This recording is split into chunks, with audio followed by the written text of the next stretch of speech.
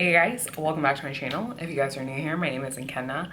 I am responsible for everything that goes on here. As you guys can tell from the title of today's video, we are going to be talking about working while in nursing school. So to dive right in and tell you guys a little bit about my background with working while in nursing school, I obtained my CNA certification prior to starting nursing school because two of the schools that I applied to required you to have that, and then in order to keep it up to date, you have to work at least 8 hours per calendar year. So I just went ahead and decided it's a good way to really see hands-on if this is a profession that I really want to go into, because prior to that I had only worked as an emergency department scribe. So I saw a little bit of what was going on, I saw the different roles. However, I wasn't hands-on doing it myself and working directly with nurses. I obtained that CNA and I worked all the way until October of the year that I started nursing school. So that was October of 2018. So I worked on a telemetry unit, and then I finally transitioned to my home unit, which was a forensics unit where I was working with inmates. And that unit was essentially a med-surg unit. When it came to October of 2018, the reason why I left that job was because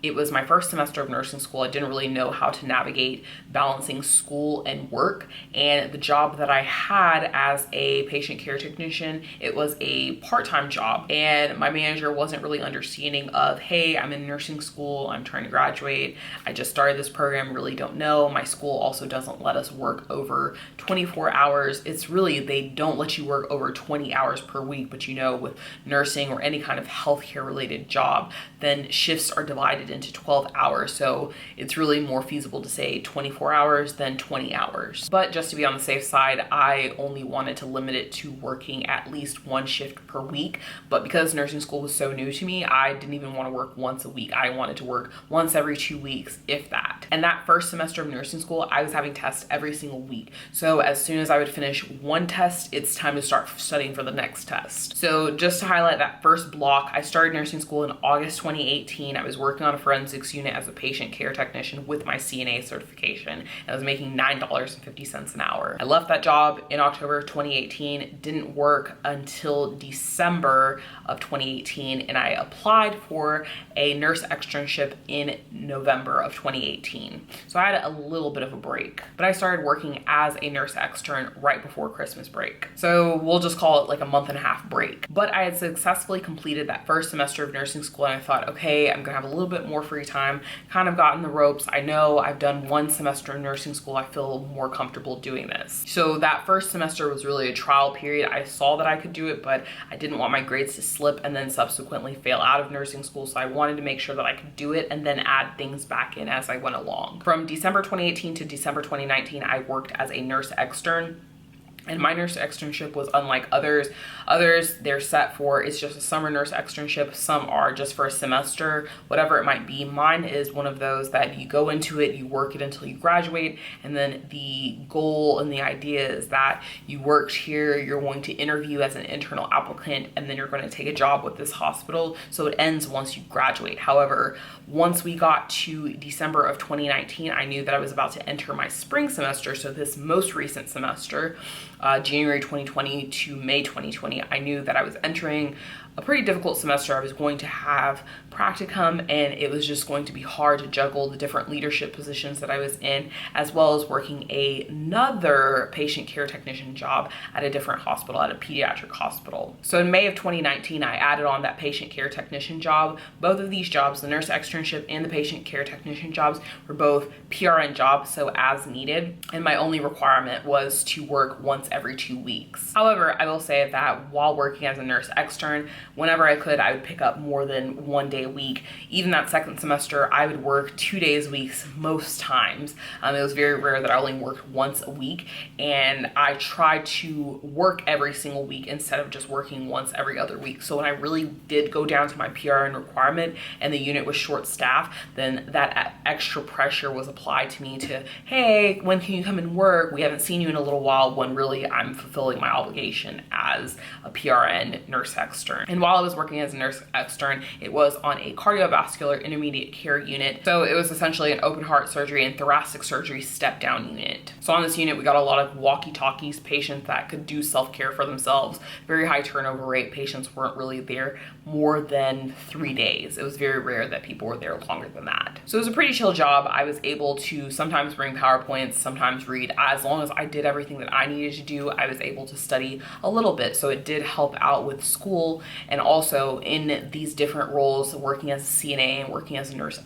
extern, it helped me with classes such as fundamentals, and it also helped me learn medications as I was moving into med surg and other classes. Something that I noticed while working as a nurse extern, when talking to other patient care technicians, I saw that there was a significant bump in pay. However, working a PRN position, you're not offered benefits, so that is why you have that significant bump in pay, because you can't get health insurance. As a nurse extern, I was able to pick up on other units, so I was floated to the CVICU, and I had the opportunity to float to women's services or ER. Never really picked up shifts there because those weren't really my interest, but I did have the opportunity available to me to pick up shifts on those other units. So moving back to the other job, at one point, so first semester of my senior year, I was working 2 jobs. I was working as a patient care technician and a pediatric ICU, and then I was also working as a nurse extern. And again, that job was PRN, so as needed, 1 shift every 2 weeks. But I was free to pick up more if I wanted to. I'm a strong advocate for telling people that if they can, they should work while they're in school, because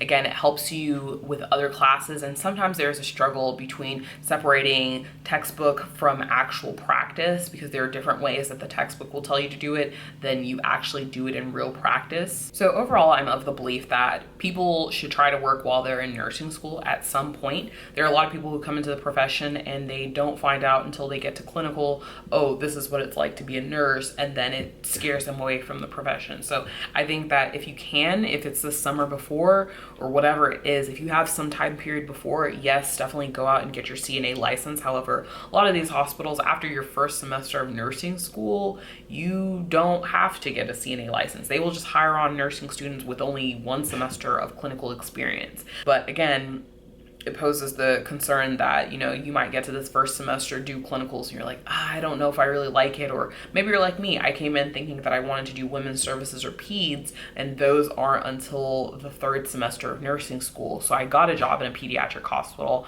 after my 2nd semester of school, and then I only had 3 days of rotation in peds, but with coronavirus it ended up being virtual simulation. And then also with women's services, I had 3 days, but 1 day was labor and delivery, 1 day was mother baby, and 1 day was NICU. So you only get 9 to 12 hours to really see, is this what I want to do? Is this something that interests me? So I definitely encourage people, if there's something you're interested in, or if you're just entering nursing school, try and get a job where you can float around and see what different things are and see if it interests you. And maybe it's not something that interests you. These jobs come in handy because once you're on these school breaks, whether it's Thanksgiving break, Christmas holiday, spring break, summer vacation, you can use that time to load up on hours, work as much as you want, as little as you want, but you have some cushion because you can earn a good bit of money and you can work a way that you wouldn't be able to work while you're in nursing school. And then one final thing that I'll just touch on with that again, is that be careful with that, because over the summer I was working anywhere from 3 to 5 days per week, sometimes 3 to 6 days per week between 2 jobs. And you just have to be careful with that, because once school starts back up, unit managers may get used to you being there so often. Even though you're working as PRN, they don't have you listed as full-time or part-time, so you're not getting any of those benefits, but they become used to you working so much and fulfilling so much of those staffing needs that when you try to go back to the PRN requirement, then you might face some pushback. So just be aware of that. But yeah, that is all that I have for you guys. As always, thank you guys so much for watching. If you guys found this helpful, definitely give it a thumbs up or share this video with anybody who you think might find it handy. If you guys have any recommendations for future videos, definitely put them down below in the comment section. I'll make sure to list wherever you can find me on the internet, whether it's my blog, my Instagram, or my podcast. Thank you, and I will catch you guys later. Bye.